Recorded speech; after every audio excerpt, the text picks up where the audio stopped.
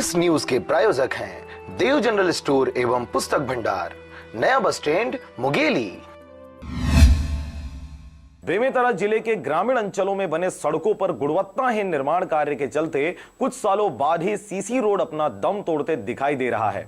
जी हां, वर्तमान समय में नवागढ़ विकास खंड के अंतर्गत आने वाले ग्राम दोहतरा की सड़कों में दरारें आ जाने से आने जाने में ग्रामीणों को काफी दिक्कतों का सामना करना पड़ रहा है। आपको बता दें कि नगर पंचायत मारो के अंतर्गत आने वाले ग्राम दोहतरा की यह सीसी रोड लगभग 4 साल पहले बनाई गई और घटिया निर्माण कार्य के चलते इसकी हालत गंभीर हो गई है। इस रोड में बड़ी बड़ी दरारें देखी जा सकती हैं, जिसका हर्जाना वहां निवासरत ग्रामीणों को उठाना पड़ रहा है। ग्रामीणों द्वारा जर्जर हालत वाली इस सीसी रोड की शिकायत नगर पंचायत मारो के अधिकारियों से कई बार किया गया, लेकिन अब तक किसी भी प्रकार की कोई कार्रवाई नहीं की गई है। बेमेतरा से विनय सिंह के साथ ब्यूरो रिपोर्ट, आरजे रमजाजर।